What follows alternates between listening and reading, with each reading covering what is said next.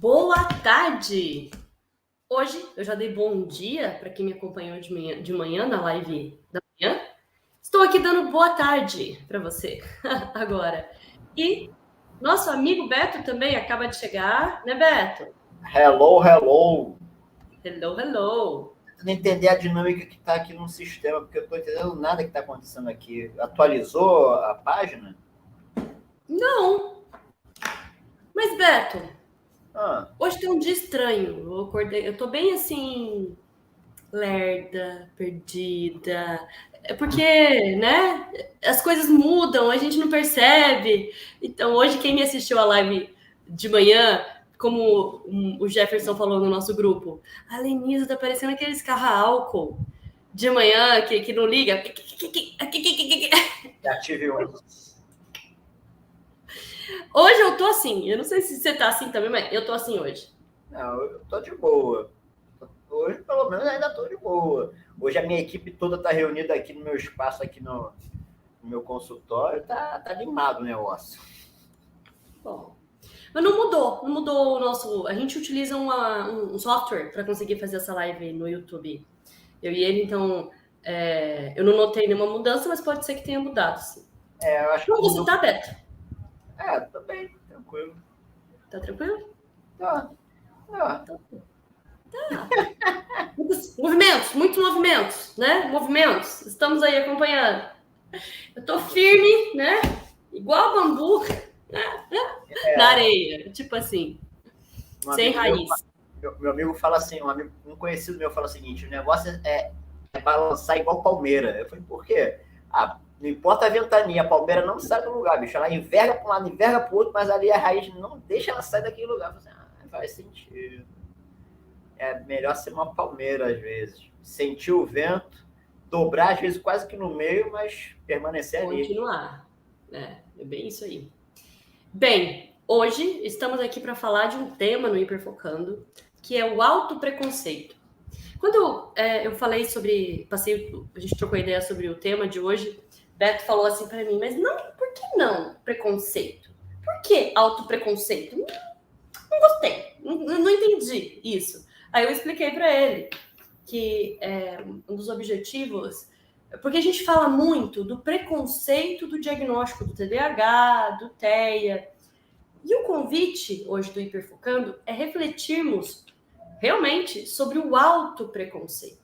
Você se aceita? Não estou perguntando para você, Beto, estou perguntando para você que está aí em casa, nos assistindo, no trabalho, não sei onde você está. Você que está assistindo agora, ao vivo, Ramire, Marister Guarino, entre outras pessoas que vão dar um oizinho aqui que eu vou saber que chegou ao vivo.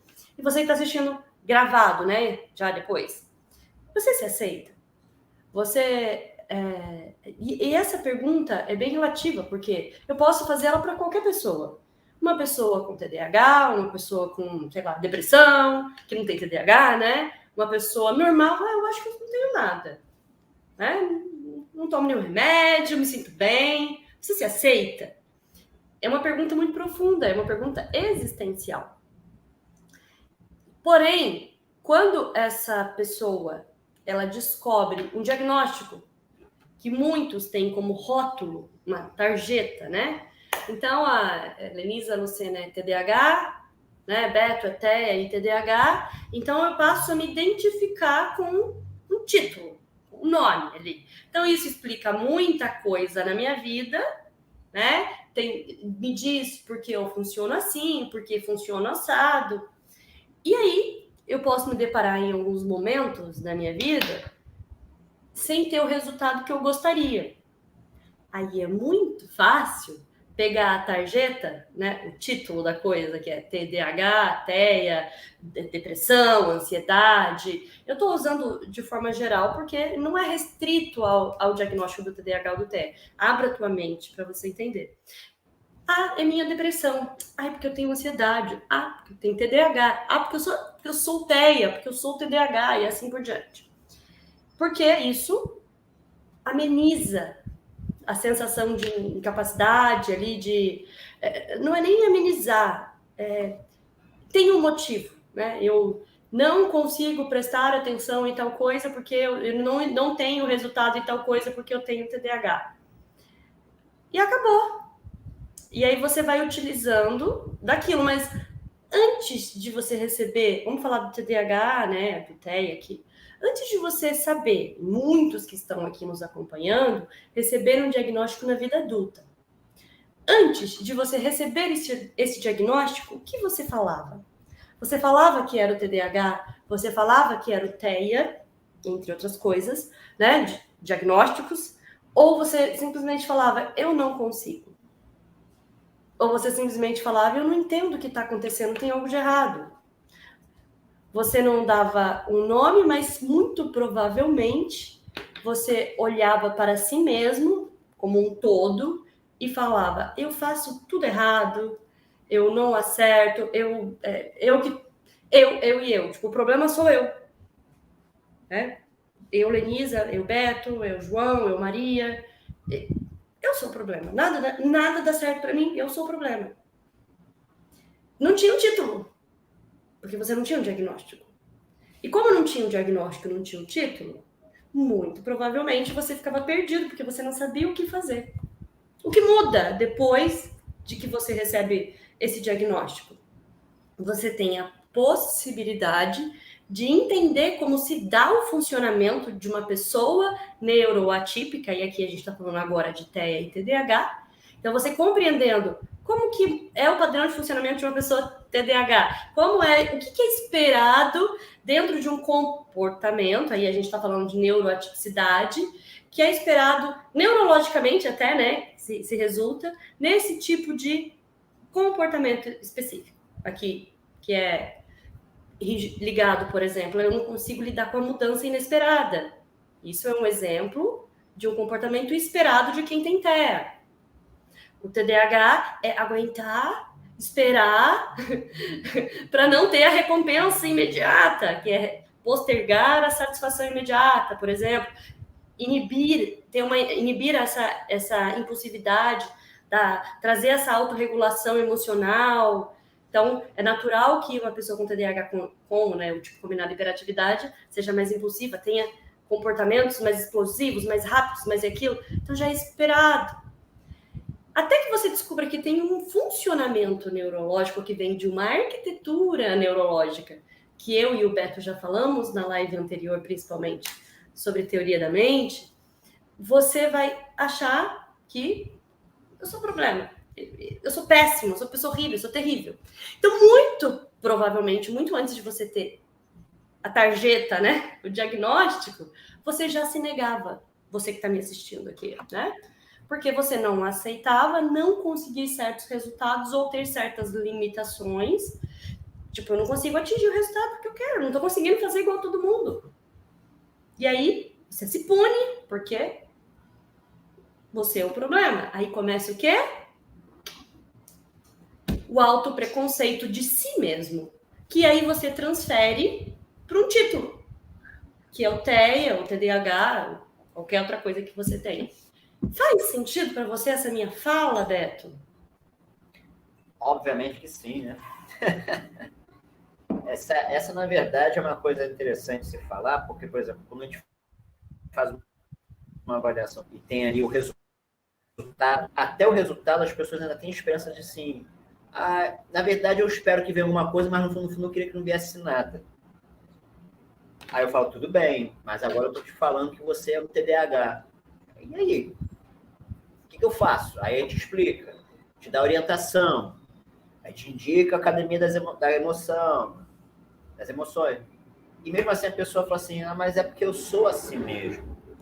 Então a gente vê uma complexidade muito grande, porque antes ela falava o seguinte, não estou conseguindo, devo ter alguma coisa. E quando sabe que algo explica, ela diz, mas mesmo assim, não sei se é isso, porque é difícil, né? E nós estamos vivendo agora numa geração, numa época, em particular, da luta pelas minorias, né? Então, cada vez mais se fala das deficiências invisíveis. Tanto o espectro autista como o TDAH são consideradas deficiências invisíveis, tá? Existe o direito da pessoa com TDAH de certos benefícios, não financeiros, por exemplo, mas o benefício a passar por uma fila reduzida, uma fila especial, tudo isso. Tem aquela... O cordãozinho. O cordão do girassol, né? O cordão do girassol é exatamente para isso, para mostrar que aquela pessoa tem uma deficiência que não é visível, não é uma síndrome de Down que aparece na fisionomia, não é uma deficiência física que aparentemente perdeu movimento ou parte do corpo. Então, devido a isso, inclusive, é que as pessoas, por mesmo que saberem que receberam um diagnóstico, elas recuam nesse diagnóstico e começam a ter o autopreconceito. Eu escutei de uma pessoa o seguinte: eu não sei se eu quero isso na minha vida, porque eu não me sinto lesionado como as pessoas que eu conheço que estão dentro do espectro autista são, que têm dificuldades. Eu não acho que eu tenho essas dificuldades. Eu falo assim, então, mas o que você acha que eu te captou na avaliação? A gente captou alguma dificuldade. Então, ela vale. Ela pode não ser tão intensa quanto no outro. E aí entra o preconceito, né? De admitir. Por quê? Porque a sociedade construiu isso à nossa volta. A sociedade mostrou por A e mais B que se você anda, tem 2 braços e pensa, você não tem problema algum, você que se vire. E, na verdade, não é assim que hoje a gente identifica. Né? Por que o autismo, por exemplo, foi considerado uma deficiência invisível? Porque incluiu-se dentro do espectro uma gama de outros transtornos e síndromes que trazia minimamente dificuldades para as pessoas. Então, eram pessoas que hoje adultas, mesmo que tenham conseguido empregos, casar, faculdade, tudo isso, eles tinham constantemente depressões intensas, questões ansiosas, havia uma disfunção cognitiva e executiva específica em determinados momentos, isso trazia um prejuízo, sim. Então, são pessoas que depois tinham problemas sociais. Ah, mas ela faz de tudo, ela tem que se esforçar. E aí, descobriu isso, não é uma questão de esforço. Vamos colocar esse pessoal todo dentro do espectro, e vamos dizer que o espectro, sim, é uma deficiência, porque temos das pessoas que não conseguem nada e aquelas que conseguem muitas coisas, mas todos têm alguma dificuldade. Incluiu-se todo mundo como deficiente. Assim como eu falo do pessoa dentro do espectro, eu gosto de falar das pessoas diabéticas e pessoas hipertensas. O hipertenso de verdade, o diabético de verdade, tem que ter na sua carteira um crachazinho, uma coisa informando, porque quando ele passar mal, a pessoa tem que pegar assim, olha, ele toma esse remédio, ele tem pressão alta, ele é diabético, insulinoterapia. Por quê? Porque é também uma necessidade invisível. Então, todo mundo tem as suas dificuldades, mesmo visíveis ou não. Então, no espectro, em especial, e no TDAH, que também foi considerado, porque viu-se também que pessoas com TDAH chegavam em determinados momentos da vida, a disfunção executiva e cognitiva era imensa. Você pega pessoas trabalhando, pessoas na área, nas faculdades, as crianças, enfim, toda essa complexidade. Então, coloca todo mundo como deficiente, porque deficiência, é uma coisa que eu uso essa expressão, não é impedimento de nada, mas deficiência é dificuldade de. Qual é a dificuldade de fazer? Então, o cadeirante, qual é a deficiência? Dificuldade de andar. Qual é a deficiência do síndrome de Down? Deficiência de cromossomo X28. E assim por diante. Então, TEA, TDAH, o preconceito foi constituído porque nós usamos muito o olhar físico. Não estou vendo nada, então você não tem problema algum. Aí vira o preconceito, que aí foi internalizado para todos. Infelizmente. E Beto, bem interessante isso. Vamos pegar uma deficiência que é visível. Uma pessoa que teve a perna amputada e usa... Ele é um atleta e sofreu um acidente e teve uma das pernas amputadas. Então, ele decidiu colocar uma prótese mecânica, mas isso dá direito a ele, da mesma forma, estacionamento especial, passar na fila, alguns atendimentos aí, questões especiais, porque ele tem uma deficiência, certo? E todo mundo tá vendo, beleza? Porém, se a mentalidade dessa pessoa for... um exemplo, tá? Ela fala assim, eu não me enxergo, eu olho, eu sei que eu tenho uma perna menos, mas eu decidi aprender, eu entendo isso como uma condição, não uma limitação. Então, eu passo a desenvolver habilidades e capacidades para que eu possa me inserir como eu vivia. Minha vida era assim. Eu quero continuar a minha vida, eu tenho condições de continuar a minha vida como é. Estou falando de uma condição que aconteceu no meio da vida da pessoa. Ela não nasceu assim, ok? Então, ela tem a opção, e isso aí é de cada um, né? De realmente se limitar e pegar aquela condição e falar, agora eu não posso mais correr maratona, agora eu não posso fazer mais isso. Recentemente, eu estava aqui com o carro parado, esperando meu filho, e aí passou uma pessoa com uma perna, né, mecânica, andando de bicicleta. Aí eu falei, e atleta, assim, você viu que o cara ia fazer uma trilha? Aí eu, então, só pensei assim, tem os dois braços, as duas pernas, a gente logo pensa, e eu, né? Qual é a minha desculpa para eu não estar? Porque ele poderia usar, não vou, porque eu, né, sofri esse acidente, não tenho mais perna e tal. E aí, conversando com as minhas amigas do pedal, que elas fazem pedal aqui, ela falou, nossa, ele humilha a gente. Ele passa e vai, a força que esse homem tem nas pernas é incrível.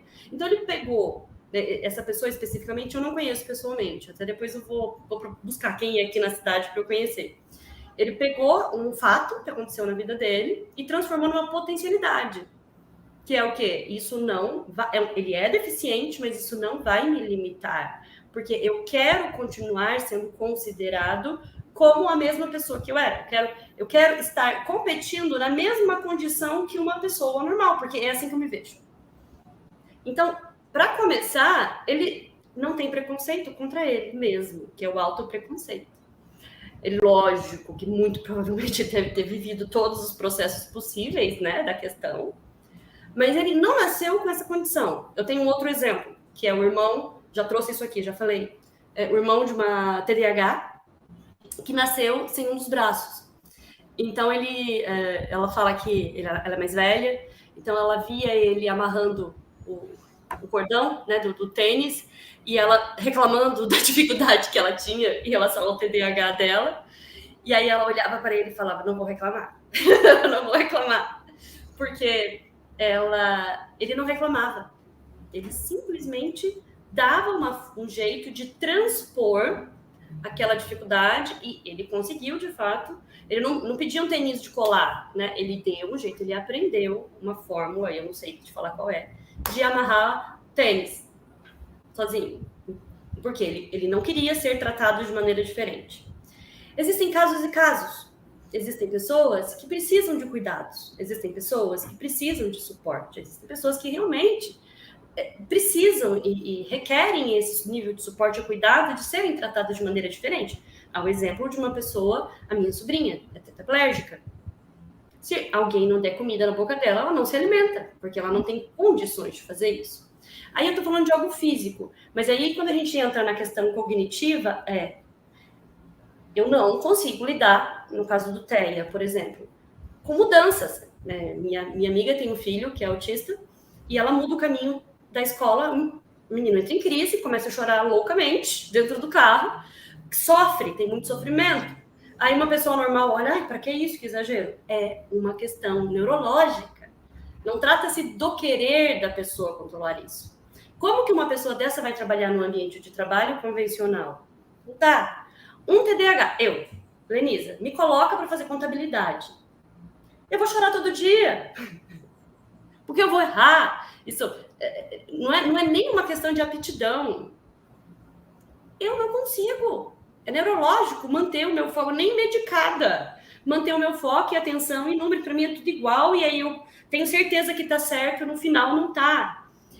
E aí eu quero dividir. Essa semana eu fiz uma live, foi ontem, sobre os 3 anos que eu neguei o meu TDAH na vida, como foram. Só que agora, nesse momento, eu quero falar... Então, quem não assistiu, tá aqui no YouTube, mas também tá no Instagram, é a live de ontem, tá bom? Eu sou contadora, minha primeira formação. Então, eu tentei trabalhar com contabilidade. Na verdade, eu comecei a trabalhar no banco. Praticamente todos os dias eu levava a fitinha do caixa, era caixa. Eu levava a fitinha do caixa. Grande parte do meu salário era para pagar a diferença do caixa.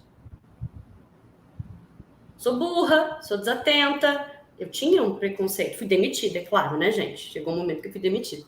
Aí fui trabalhar no escritório de contabilidade, fazer lançamentos contábeis, na época era tudo muito manual. Concentração, cansada ali, fazendo. Dava erro toda hora. Falei, eu devo ser muito burra, não é possível. No mínimo, sou burra, né? Era isso que eu tinha certeza absoluta que eu era. E é uma limitação que é neurológica. Da mesma forma, como o Beto já trouxe, existem pessoas com autismo e até mesmo pessoas com TDAH que têm aptidão para isso aí, né? Para padrões, entram em hiperfoco no processo e são excelentes, mas não vão ser boas comunicadoras. Mas também é uma questão ligada à parte do neurodesenvolvimento dessa pessoa. Isso que eu disse, né, tem a ver com autoconhecimento. Qualquer pessoa precisa do autoconhecimento para não ter o próprio autopreconceito. Mas eu estou usando esses exemplos aqui ligados à parte neurológica, porque existem limitações neurológicas e que você, se você continuar insistindo em fazer algo que a sua condição neurológica não está, né, preparada ali para ser nesse sentido, você pode vivenciar um autopreconceito e aí sim, com o diagnóstico do TDAH, dar um decreto para você. Eu sou incapaz de realizar coisas na minha vida porque eu tenho TDAH, eu tenho TEA. Mas talvez você não tenha encontrado a coisa que você consiga fazer com naturalidade, de uma forma mais elaborada. Falei. Quais as conclusões sobre minha fala desenfreada, Beto? Não digo nem conclusão. Eu acho que você está trazendo à luz sobre uma questão que até mesmo quem passa por isso talvez não compreenda. Vou pegar aqui uma fala, a última fala aqui dos nossos participantes. Perfeito. Esse aqui, ó, vamos lá. Rapaz, o meu sistema está diferente do seu, não consigo nem clicar na mensagem. Deixa, não sei o que aconteceu, a gente vai ver, tá? Eu acho que eu já até estou entendendo, mas enfim, de repente resolve depois. Mas coloca o da Ramília aí. Claro. Esse. É tão difícil fazer um neurotípico entender que é uma questão neurológica, muitas vezes acham que é uma questão de esforço. Esse é o preconceito pela ignorância da informação, né? Hoje mesmo eu escutei o Marcos Mion, num vídeo que ele fez, explicando o seguinte, gente, só entende do autismo e do TDAH quem está inserido nessa vida. E estar inserido é relativo. Você pode estar casado com uma pessoa que vive com você, entende as suas dificuldades, mas não aceita ela na plenitude porque ela é neurotípica e não vivencia de verdade isso. Até aí, tudo bem. Ele falou isso de uma forma de vamos compreender o lado do outro, que não vivencia isso. Agora, tem um outro lado, Ramiro, que é da nossa parte, que é o quanto nós nos esforçamos para parecer neurotípicos e esquecemos que nós temos que ser simplesmente nós, neuroatípicos. Então, a gente, às vezes, falha nesse quesito porque a gente faz o esforço. Então, se a gente faz um esforço, eles vão dizer que é falta de esforço. Mas não é para me esforçar? Não é para não ser esforçado. Mas é para mostrar que esse esforço é em prol de uma determinada situação, determinado momento, um objetivo, né? Então, vamos supor, a Nelissa falou de uma pessoa com TDAH que fez contabilidade. Se ela fez contabilidade, ela minimamente conhece a área da contabilidade. Óbvio. Só que talvez ela não tenha encontrado a área da contabilidade em que o esforço dela caberia com muito mais, né, domínio e ela teria o resultado adequado. Eu encontrei. Dentro da área da contabilidade, seria a análise das demonstrações, a parte gerencial, que é uma parte mais, né, assim, flexível da coisa. Mas eu não quis seguir, porque ainda assim era muito rígido para mim. Continue. Então, mas é exatamente, você acaba achando que esse esforço neurocognitivo vai fazer sentido. E as pessoas vão dizer, mas é que você agora encontrou sua área. Sim, mas também a gente tem uma dificuldade, Ramiro, de pronunciarmos as nossas dificuldades. Até porque, repito, nós fomos criados num mundo neurotípico. Nós somos os ilhados na situação. Nós somos uma ilha neuroatípica cercada de um mar de neurotípicos. Então, nós absorvemos também esse conceito. Então, é porque eu não me esforcei que eu não consigo. É simplesmente porque eu ainda não achei a minha área. Não. O meu cérebro... Hoje é uma fala muito mais própria, porque a gente tem muitos estudos defendendo isso, né? Provando isso. Então, não, eu não consigo porque é uma questão neurológica. Muitas das vezes eu respondo isso para as pessoas. Não consigo. Mas eu não consigo porque neurologicamente para mim é impossível. A pessoa, eu tenho um transtorno que me impede neurologicamente de chegar aonde você quer que eu chegue. Mas eu consigo chegar de outra forma, em outro lugar, que pode ser mais ou menos o que você está querendo. Pode ser? Pode. Só que ainda assim, Ramile, eu confesso que é difícil de admitir ser neuroatípico. Não porque eu não admito o autismo, eu não consigo admitir não fazer o que o neurotípico faz. É uma característica minha. A Lenissa sabe muito bem disso. É um esforço que nós neuroatípicos muitas vezes fazemos de forma natural. Fui criado por neurotípicos, fui questionado a vida toda por neurotípicos e questionava a minha capacidade, ainda questiono, não vou mentir. Então, quando eu me sentia burro, era porque eu não estudava. Eu recentemente lembrei, eu não lembro para quem eu falei isso, mas eu lembrei de uma fala de uma pessoa da minha família que falou o seguinte: a gente vê isso na atualidade. Ninguém nunca disse isso para mim lá atrás. Me disseram agora. E foi uma pessoa entre muitas. A gente consegue ver a dificuldade que o Betinho, né? A pessoa da minha família chama de Betinho. Betinho tem. Eu lembro que a gente era criança e ele sentava, independente do que estava acontecendo. Se a gente estava brincando, ele estava sentado estudando para tentar tirar uma nota boa. E nunca conseguiu. Ninguém soube por quê. Então, questionar a incapacidade de conseguir uma nota boa me levou ao quê? Eu sou burro. Então, eu tenho que me esforçar para minimamente não ser tão burro, né? Ao ponto de ouvir a frase, pelo menos tira a nota da média, né? Não é possível que você não consiga tirar acima da média. Tira a média. Então, a autoexigência acontece, o autopreconceito surge e a gente começa a dizer assim, tudo é uma questão de esforço. Nem que seja para chegar na média. Então, a gente também tem que mostrar para o neurotípico que não. É uma questão cognitiva. Eu não consigo, não vou fazer. Não vou fazer porque eu não vou fazer um esforço sobre uma coisa que vai me tirar depois todo um conceito cognitivo e executivo, porque eu vou ficar sobrecarregado, e aquilo que eu consigo fazer, não vou conseguir fazer direito. Então, não é melhor se esforçar para aquilo que é melhor, para aquilo que você tem mais habilidade, mas somos nós também que demos muito arsenal para o outro atirar na gente. E aí eu te falo, beleza, vou falar que eu não vou... Olha, essa matéria aqui, neurologicamente, eu não consigo alcançar a compreensão física. Não é isso. O professor não soube alcançar a minha maneira de aprendizagem. Aí a gente está falando no caso principalmente no TEA, que tem essa capacidade de estar inserido realmente, né? É o nível de suporte 1, né, Beto? Isso. Perfeito. Então, assim, essa pessoa, ela tá lá e, assim, todo mundo tem isso, independente de ser neurotípico ou típico, enfim. Tem matérias, tem disciplinas que a gente não vai conseguir alcançar, mas o mais importante é sistema de ensino. Sistema de ensino convencional, a gente tenta se adequar a ele, mas a gente não consegue. Para começar, a tal das provas, né, que é o nivelamento. Tanto que depois que surgiu aceitação nas instituições para lidar de maneira diferente com quem tem TDAH ou TEA, as provas começaram a ser adequadas, a maneira de aplicar. Então, algumas pessoas com TDAH fazem essa prova oral, por exemplo. Estou dando um exemplo. E o resultado, por exemplo, eu faço a prova escrita, tiro 5. Faço a prova oral, tiro 9,5. E aí? Sou eu que não sei ou é a maneira que eu estou sendo avaliada que não é aderente?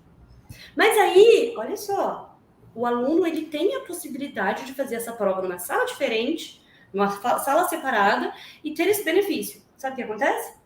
Não quero. Porque eu vou sofrer bullying.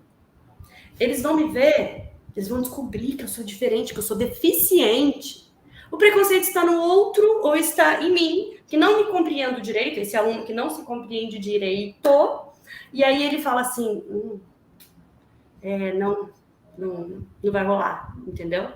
Por exemplo, eu vou ter que fazer uma prova, tem uma questão muito, muito interessante para quem está na universidade, tem que fazer prova oral, principalmente. Quem está na área de humanas, biologia, medicina, enfim. Gente, já está quase na nossa hora. E aí, tô vendo aqui que a gente está falando, é um assunto que eu adoro, e o tempo passou que eu não vi. Tem que responder, por exemplo, qual é a parte do corpo, a parte da anatomia, em 1 minuto, 30 segundos, sei lá, não sei quantos segundos.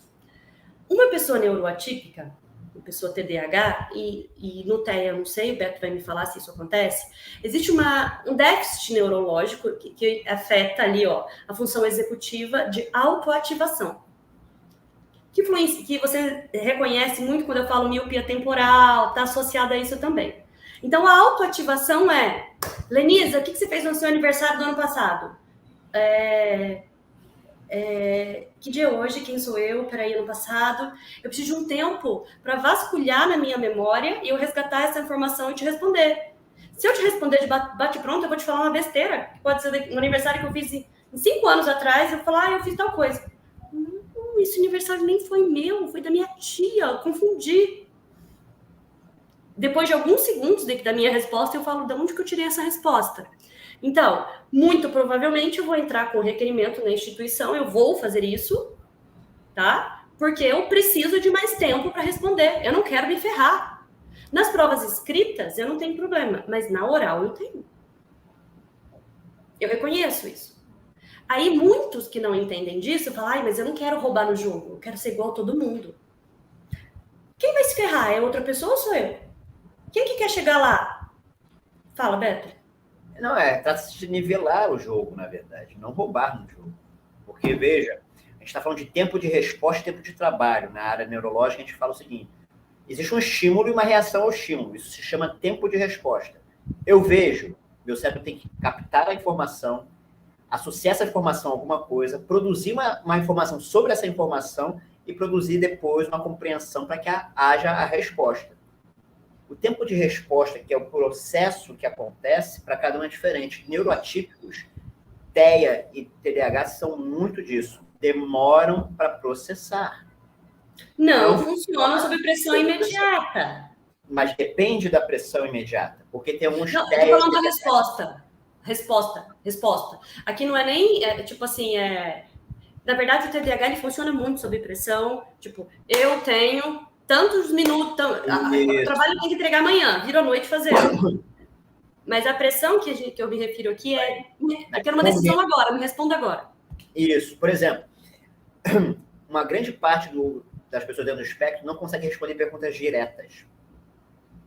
Aquele seriado do The Good Doctor, um dos primeiros episódios, a médica que trabalha com ele fala com ele, pergunta a coisa e ele não responde.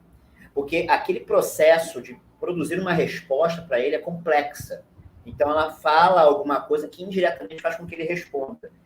Isso no TEA é muito comum. Então, por exemplo, autistas, às vezes, não são bons com provas, porque a pergunta é direta. Eu nunca fui bom com prova. Eu descobri isso na época de concurso público. Eu fui arrastando a minha vida da área acadêmica, né, da área do ensino médio fundamental, e aí fui para os concursos públicos. Aí eu descobri que eu era inteligente mais ou menos ali. Por quê? Porque eu consegui ensinar o que estava sendo aprendido ali. O pessoal não estou entendendo. Aí ficávamos depois da aula, eu ensinava todo mundo. As pessoas, rapaz, você ensinou, agora eu entendo. Todo mundo passava, menos eu. E eu descobri que quando eu faço a prova, eu não entendo como responder. E hoje, aí é uma fala da minha esposa, eu não consigo responder uma pergunta direta se antes eu não fizer uma pergunta também. Porque o tempo de resposta é necessário ser diferente para o tempo de trabalho ser modificado. E a gente tem todo esse processo, porque é aquela pressão do momento. Assim como... E tem a questão da literalidade que no TEA não se compreende. Tipo, depende do quê? Essa pergunta não está específica. Não, ainda tem esse processo. As pessoas falam comigo, eu não entendi. Me explica melhor. Não, mas seja mais específico. A pessoa, caramba, eu falei, não, tem que ser mais específico. Você está dizendo isso. Exato. Então, não, mas isso pode ser isso. Não, cara. Não. Pela regra da informação, é isso. Você tem que me dizer o que é que você está querendo que eu chegue junto com você na informação. O que me levou, por exemplo, uma das características do meu trabalho se tornou muito boa. Eu me tornei muito bom no raciocínio clínico, porque eu constantemente questiono o que está sendo dito. Porque eu costumo dizer, né, Dr. House, né, no seriado, fala que todo mundo mente. Eu falo, todo mundo é enrolado, todo mundo realmente não se entende. Então, não tem clareza, né? Todo mundo é confuso. Essa que eu falo. Todo mundo é confuso. Se todo mundo é confuso, as pessoas têm que ser claras para mim. Então, eu vou questionando, aí eu consigo toda a resposta antes dos testes. Porque eu vejo o que ninguém vê, porque eu pergunto o que ninguém pergunta. Mas é porque o meu processo é diferente. Enquanto os colegas fazem 2, 3 perguntas e, eu já tenho o que eu quero, não. Eu faço 20, 15, 30, 40, 50 perguntas se necessário. E perguntas que não tem nada a ver com o padrão. Né? Algumas pessoas passam aqui, nossa, ninguém nunca me perguntou isso, assim, porque ninguém nunca perguntou, porque não faz sentido para ele, mas para mim faz. Do nada pergunto, você toma banho todo dia? A pessoa, por que você está me perguntando isso? Não, preciso saber, você toma banho todo dia? Então, como é que você toma banho? A pessoa, como é que você toma banho? A pessoa, não estou entendendo. Responde, como é que você toma banho? Você tira a roupa, entra no chuveiro, bota água quente, leva algum tempo, a pessoa vai dizendo, eu falo assim, então é isso, a pessoa... Por causa do banho, você sabe que eu sei fazer isso? Não faz sentido, não? A pessoa, não, mas para mim faz. meu processo é diferente. Só que aí entra, e aí pra gente também, como a Lenice falou, o tempo tá corrido, aí a Lenice falou dos 3 anos dela, né, de autopreconceito, eu tô uma vida inteira em autopreconceito. Eu tenho 42 anos de autopreconceito. Não consigo sair com facilidade, gente. A Lenissa, ela me arrastou, no bom sentido, para essa live, porque eu estava tentando meio que fugir mesmo. Porque eu não sei falar sobre isso muito bem. Falei para ela, não sei se eu vou me organizar bem para falar sobre isso. Porque eu não consigo aceitar o fato de eu ser um profissional que não sabe usar os testes da forma padrão. Eu não sei, eu digo que eu sou um impostor na minha profissão porque eu não leio os testes como os outros leem. Aí alguém vem, altamente capacitado, de PhD, alguém vem doutorado e fala assim, cara, você é formidável. Eu não consigo entender isso, porque para mim formidável é aquele que faz tudo igualzinho a todo mundo. Aí eu não consigo admitir um monte de coisa. Eu peso nesse auto-preconceito por causa das questões que eu tenho que identificar o meu tempo de resposta, as minhas habilidades, e aí mostrar para o neurotípico que eu sou neuroatípico. Eu perguntei hoje uma coisa para minha assistente. Como estranho você acha que eu sou? Ela acha isso normal. Porque eu só faz tudo que todo mundo faz, assim, Aí eu pensei, porque eu vivo fazendo as coisas que todo mundo faz. Eu esqueço que eu tenho que fazer as coisas que eu faço. Você é extraordinário, Beto. Não é pra e eu vou tanto. explicar o conceito de extraordinário. Não é superioridade. É quando alguém consegue fazer algo de maneira extraordinária, é dito que ela faz algo extraordinário. E se é extraordinário, dificilmente é replicável. Por isso que a maneira que o que você faz, e assim, eu também faço aqui falando com você, construindo meu raciocínio, analisando, explicando, traduzindo para as pessoas aquilo que eles sentem e vivenciam, que elas não conseguem entender com essa clareza, é extraordinário também. Por quê? Abrindo um parênteses, um dos nossos pacientes me falou isso hoje. Falou, Clara, quando eu conversei com a Lenissa, eu falei, cara, essa mulher conhece a minha vida de verdade, eu tenho todas essas questões que ela está falando. Ele ficou maravilhado porque você leu exatamente ele. Ele está assistindo a trilha de aprendizagem. Quem assiste a trilha de aprendizagem da Academia da Emoção é assim. Na segunda-feira, na primeira semana, eu sei que a pessoa vai ter essa reação. Então, quando ela está pensando em me falar, escuta, isso aqui, ela já assiste a próxima aula da trilha de aprendizagem e ela fala, como que ela sabe que eu ia sentir isso? Porque é neuroatípico, entendeu? Uma construção do nosso funcionamento que não é convencional, é extraordinário. Nós somos extraordinários. Sempre, você tá aqui, você vai ter alguma questão que você faz de maneira extraordinária que você não consegue colocar num papel e explicar para as pessoas como é que você consegue chegar naquilo e você consegue fazer aquilo daquela forma. Isso não é ensinado na universidade. É o quê? É o caminho que a sua mente... Vamos colocar aqui. O Beto começou a falar da deficiência, né? Ela encontra um muro. Como que ela vai transpor esse muro? Aí entra a questão extraordinária, que é a construção de habilidades e capacidades para você conseguir chegar do outro lado. E aí nasce o extraordinário e você não olha para esse lugar. Quantas coisas extraordinárias que você está fazendo e você só está olhando para aquilo que você não consegue fazer. Tipo o Beto. O que ele faz é tão impressionante que ele não consegue explicar. Mas ele sabe que o resultado chega. Por quê? Ele faz tudo que ele tem que fazer. Ele obedece tudo que o conselho de psicologia exige a ele. Então, ele faz, tipo assim, muito mais rápido. Fez assim, com as habilidades extraordinárias que ele tem. E aí, tem a parte científica para comprovar que aquilo que ele já disse, que ele já sabia, tá certo. Então, diria assim, né? Que é um sistema de dupla conferência. Basicamente. Eu costumo dizer que eu uso os testes para provar o que eu já sei. Que só confere. Então, assim, a chance de errar é reduzida, porque eu posso errar aqui, mas eu tenho isso aqui para me falar se eu estou errado ou não. E não tá. Existe a possibilidade de ter algum ajuste? Existe. Beto é humano, eu sou humana. Tudo acontece. Existe a possibilidade de alguém que está assistindo a trilha de aprendizagem não ter a mesma percepção que todo mundo que tem TDAH? Claro que existe, a gente faz ajuste. Mas não é errar, é ajuste. Então, entenda, você tem que parar de olhar para as coisas... Não é você, Beto, somente. Todo mundo que está aqui assistindo. Tem que parar de olhar para as coisas que você não consegue fazer e passar a olhar, tá, mas o que eu consigo fazer? Porque eu tenho muitas pessoas que vão assistir aqui, estão tão no negativo, que fala assim, eu não faço nada bem. Não faço nada bem. Então, essa pessoa, ela tem um nível de autopreconceito absurdo. Por quê? Porque eu posso provar para ela as coisas positivas que ela faz, as coisas incríveis que ela faz, os resultados, mas ela vai insistir em falar, não consigo não é para mim, isso não dá certo, não vai, porque ela decretou isso, ela está condicionada a isso. Então, é necessário um convite a uma mudança de perspectiva, porque as possibilidades estão aí. Tipo, hoje, você que está me assistindo, Lenise, eu gostei de você, tem várias pessoas me buscando aqui no WhatsApp, falando com a minha equipe, quero fazer uma avaliação com você. Então, eu falo assim, vem, eu vou fazer um rastreio inicial, uma sessão de rastreio. Se aquilo que você desconfia que realmente é TDAH, eu olho, tem fundamento. Realmente, você está desconfiando, tem sentido. Realmente pode ser o TDAH. A gente não para por aí. Vai para o Beto. Vai para a neuroação, né, Beto? Que é a equipe dele. Ele vai... Olha só, 3 mãos. Eu vou falar, Beto, eu vejo que esse paciente apresenta isso, uma indicação possível disso. Faço o primeiro filtro. Vem, Beto. Sim, concordo, discordo, por causa disso, tem isso, mas também temos que avaliar isso.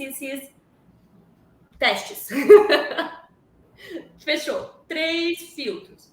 Na maioria das vezes, a gente descobre muitas comorbidades, por exemplo, síndrome de Irlen, de passar no cabelo, de comer, DEPAC, né?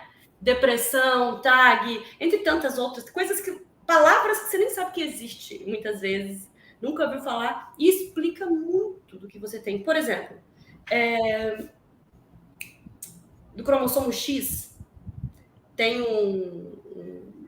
uma síndrome do cromossomo X, que não é síndrome de Down, que apresenta alguns sintomas, depois eu vou falar com você em particular, Beto, e a gente vai aprendendo, tá? Que tem muitos sintomas, bem no caso de síndrome leve, parecido com TEA e TDAH, mas não se encaixa. Não fecha o diagnóstico. A pessoa passa uma vida inteira. Tem um X frágil. X frágil, sabia que o negócio do X, eu não consigo decorar. A gente vai falar sobre isso, tá? Ele foi assimilado dentro do espectro também, porque as comorbidades levam ao mas é o X frágil. Vamos fazer uma live sobre isso um dia. Vamos combinar, tá? É isso. Olha só. Então, vamos lá. Eu tenho uma paciente nos Estados Unidos, New York, Texas, entre outros, tá?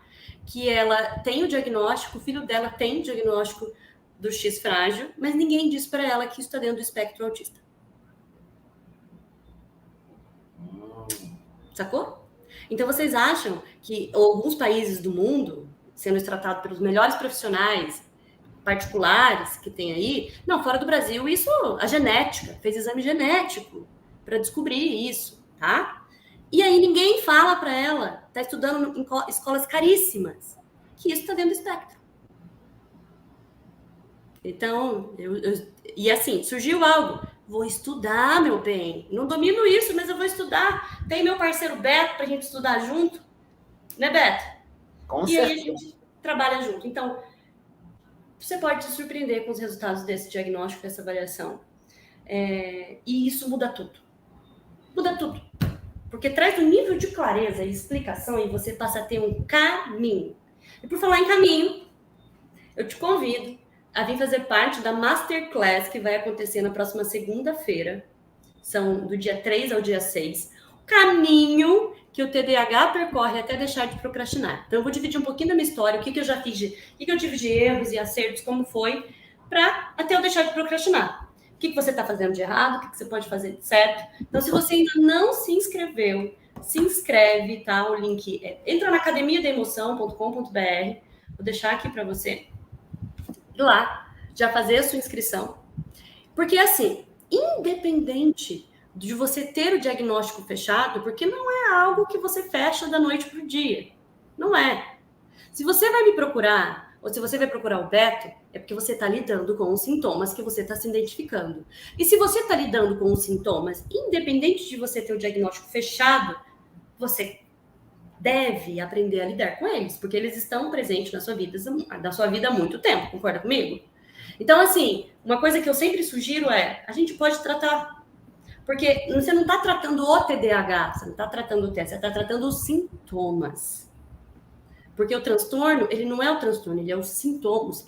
Um monte de sintomas que fazem você procrastinar, né?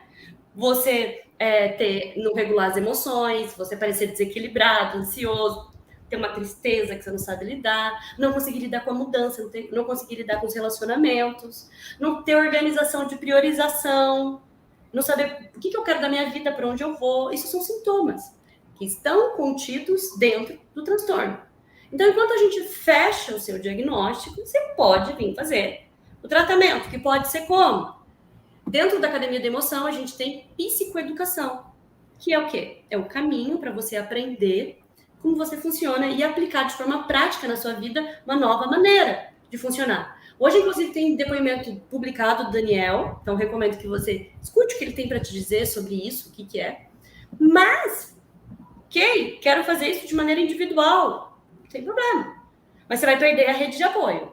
Você vai perder a continuidade da troca com semelhantes que têm os mesmos sintomas com você.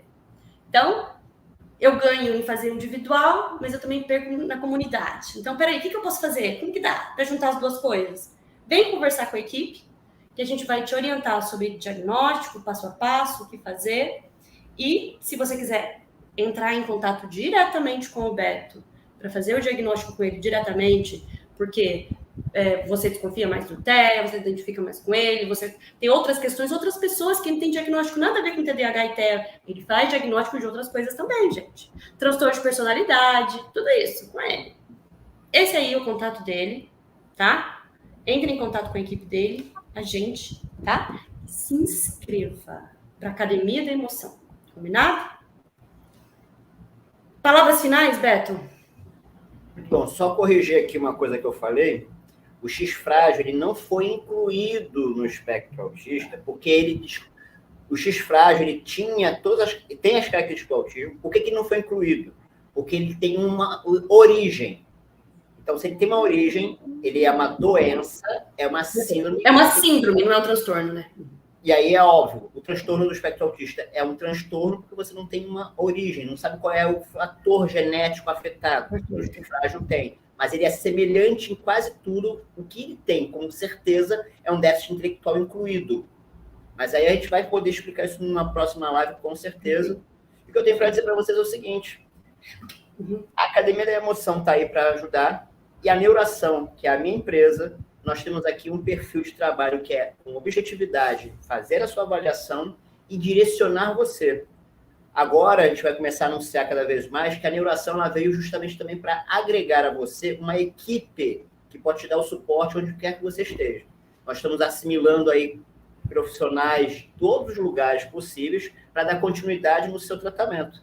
E um desses braços de apoio é a Lenissa junto à Academia da Emoção, que eu recomendo totalmente, principalmente para você que quer acabar sua procrastinação em 4 semanas.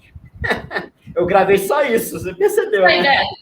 Isso aí, 4 semanas. Você viveu uma vida inteira e fala assim, mas em 4 semanas vou deixar de procrastinar.